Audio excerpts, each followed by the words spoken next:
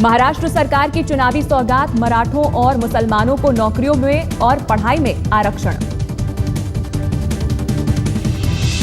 मराठों को 16% और मुसलमानों को 5% दिया जाएगा आरक्षण। महाराष्ट्र में 73% हुआ आरक्षण।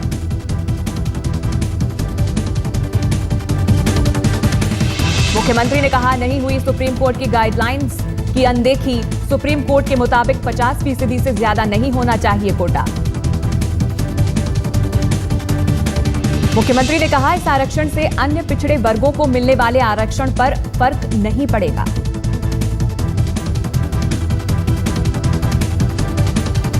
बीजेपी को मराठों को आरक्षण दिए जाने पर आपत्ति नहीं, मुसलमानों को मिलने पर जताया विरोध।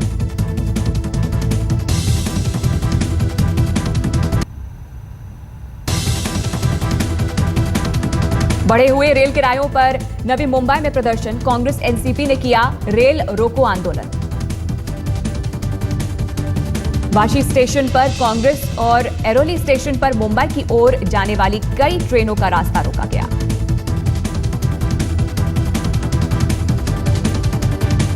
कांग्रेस ने कहा, लोकल के किराए में 14.2% की बढ़ोतरी को भी वापस लिया जाए।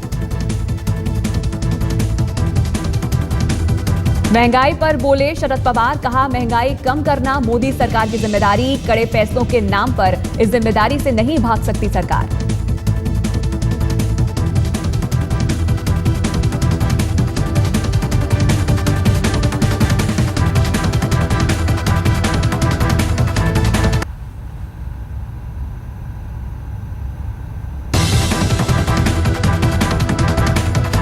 महाराष्ट्र के सिंचाई मंत्री सुनील तटकरे बने एनसीपी के नए प्रदेश अध्यक्ष। सिंचाई घोटाले और आय से अधिक संपत्ति के मामले से जुड़ा है तटकरे का नाम।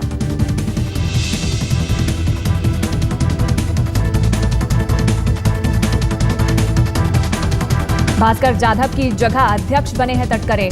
भास्कर जाधव को कैबिनेट में मिल सकती है जगह।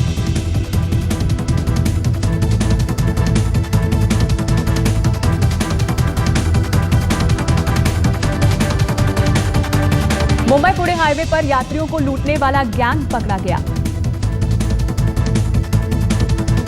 अजीत पवार के करीबी हैं तटकरे।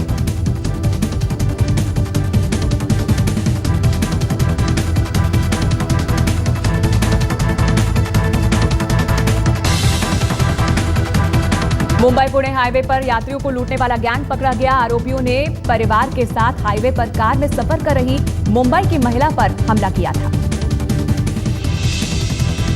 गैंग का सरगना है हिस्ट्री शीटर। इन लोगों ने पिछले 15 दिन में हाईवे पर 2 परिवारों को लूटा था। गैंग के 3 सदस्य अब भी फरार।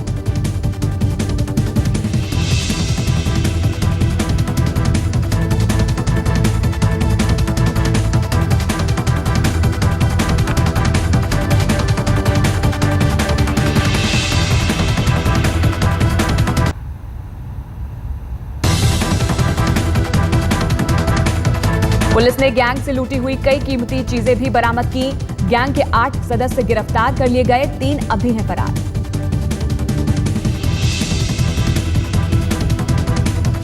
मुंबई की कैंपा कोला बिल्डिंग के लोगों से मिलने पहुंची राखी सावंत। कैंपा कोला के अवैध फ्लैट के बिजली, पानी और गैस कनेक्शन काट रही है बीएमसी। राखी ने राज्य के साथ केंद्र सरकार पर साधा निशाना। कहा, अच्छे दिन की उम्मीद थी लेकिन उल्टा ही हो रहा है।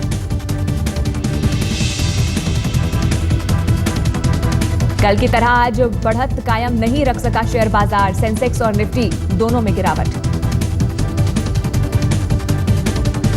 सेंसेक्स 55 अंक की गिरावट के साथ 25,314 के स्तर पर और निफ्टी भी 11 अंक लुढ़ककर 7,569 पर बंद हुआ। महाराष्ट्र कैबिनेट ने फैसला लिया है कि अब से नौकरियों और पढ़ाई में मराठों और मुसलमानों को भी आरक्षण दिया जाएगा। मराठों के लिए 16%, जबकि मुसलमानों को अलग से 5% आरक्षण मिलेगा। इस तरह महाराष्ट्र में अब सरकारी नौकरी और शिक्षा संस्थानों में कुल 73% आरक्षण हो गया है। सरकार के इस फैसले से सुप्रीम कोर्ट के उस आदेश का उल्लंघन हुआ है जिसमें आरक्षण की सीमा 50% रखी गई है। लेकिन मुख्यमंत्री के मुताबिक उनका फैसला कानून के दायरे में आता है। महाराष्ट्र में लोकसभा चुनाव में अपने खराब प्रदर्शन से घबराई कांग्रेस और एनसीपी ने विधानसभा चुनाव के लिए चुनावी सौगात बांटनी शुरू कर दी है। राज्य में अपना दबदबा रखने वाले मराठों को अब नौकरी पढ़ाई में 16% आरक्षण दिया जाएगा। साथ ही मुसलमानों को भी अब राज्य में 5% आरक्षण मिलेगा। महाराष्ट्र सरकार ने मराठों और मुस्लिमों की सामाजिक और आर्थिक हैसियत जानने के लिए नारायण राणे के नेतृत्व में एक स्पेशल कमेटी बनाई थी। अभी महाराष्ट्र में अनुसूचित जाति के लिए 13%, अनुसूचित जनजाति के लिए 7%, अन्य पिछड़ा वर्ग के लिए 19%, विमुक्त जाति और बंजारा जनजाति के लिए 11% और विशेष पिछड़ों के लिए 2% आरक्षण का प्रावधान है। मुसलमानों के लिए 5% और मराठों के लिए 16% आरक्षण होने के बाद राज्य में कुल आरक्षण 73% हो गया है, जो सुप्रीम कोर्ट की गाइडलाइंस का उल्लंघन है। सुप्रीम कोर्ट के मुताबिक 50% से ज्यादा आरक्षण नहीं हो सकता, लेकिन मुख्यमंत्री पृथ्वीराज चौहान कह रहे हैं कि सामाजिक और शैक्षिक रूप से पिछड़ी जातियों के लिए 50% की सीमा रेखा बढ़ाई जा सकती है। आज मंत्रिमंडल की बैठक में मराठा समाज के लिए एक अलग से प्रवर्ग जो educational and socially backward category निर्माण किया, जिसमें मराठा समाज को सम्मिलित किया गया। इन्हें 16% आरक्षण का प्रावधान रखा गया है। मुस्लिम समाज के पिछड़े घटक, जिसमें कि 50 घटकों की सूची प्रकाशित की जा रही है, उसे अलग तरीके से स्पेशल 5% स्पेशल रिजर्वेशन 5% आरक्षण देने का भी अलग से प्रावधान किया है। बीजेपी ने सरकार के इस फैसले को वोट बैंक पॉलिटिक्स और गैर संवैधानिक बताया है। 20% आरक्षण देने की बात थी, तो इसमें उन्होंने 5% मुस्लिम्स घुसा दिए और मुसलमानों का आरक्षण ये संविधान के अनुसार धार्मिक आधार पर आरक्षण दे नहीं सकते हैं, और इसलिए आंध्र प्रदेश सरकार ने मुस्लिम आरक्षण देने के बाद सुप्रीम कोर्ट ने उसको खारिज किया था। वही नतीजा महाराष्ट्र के इस निर्णय का होना है। लेकिन कांग्रेस राष्ट्रवादी ये बताना चाहती है, हमने तो दिया, कोर्ट ने नकारा, हमारा क्या दोष है। इसलिए जनता को मूर्ख बनाने का काम कांग्रेस राष्ट्रवादी कर रही है।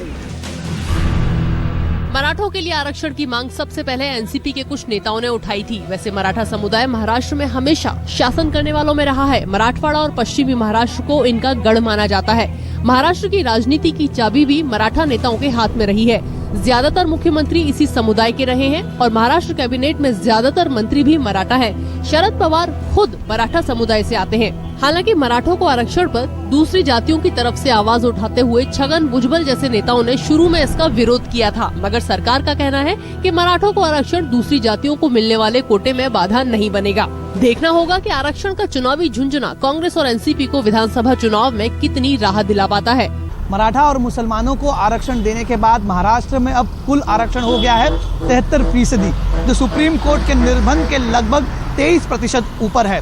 सरकार भले इस आरक्षण के मुद्दे को चुनाव से जुड़ा हुआ नहीं मानती, लेकिन कयास ये लगाए जा रहे हैं कि ये मुद्दा कल कानूनी पेचीदगियों में फंस सकता है।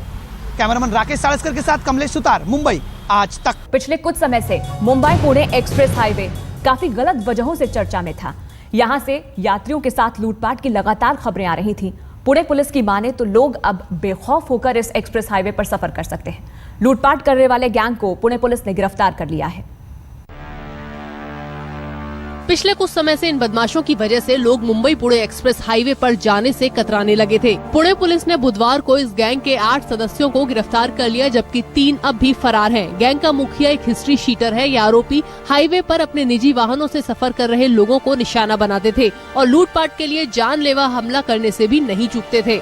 ये घटनाएं चालू साल में 4 हुई है, जिसमें कि एक एक्सप्रेस वे पे हुई थी और 3 ओल्ड हाईवे पे हुई थी। ये 4 घटनाओं में से 2 घटनाएं हमने अभी डिटेक्ट की है और एक जो वारदात थी वो इससे पहले डिटेक्ट हुई है। एक वारदात जो है वो अभी भी डिटेक्ट हो नहीं पाई है, लेकिन वो शांताराम मुकने मिलने के बाद हमें उम्मीद है कि वो भी डिटेक्ट हो जाएगी। पुलिस के मुताबिक 15 दिन पहले माली परिवार को इन बदमाशों ने मुंबई पुणे एक्सप्रेस हाईवे पर अपना निशाना बनाया था। एक्सप्रेस हाईवे से गुजर रहे अमित माली एक पेट्रोल पंप के पास अपनी कार को पार्क कर पानी लेने गए थे। तभी इन बदमाशों ने कार में इंतजार कर रही उनकी पत्नी रेशु माली और बेटी वेदिका माली पर हमला कर दिया, जिसमें दोनों बुरी तरह घायल हो गई थी। उम्मीद की जानी चाहिए कि इस गैंग की गिरफ्तारी के बाद लोग मुंबई पुणे एक्सप्रेस हाईवे पर खुद को पहले की तरह ही सुरक्षित महसूस करेंगे। पुणे से पंकज खेलकर के साथ आज तक ब्यूरो। तो मुंबई मेट्रो में आज के लिए इतना ही। रुक रहे एक ब्रेक के लिए, लेकिन देश और दुनिया की बाकी तमाम अहम खबरों के लिए देखते रहिए आज तक।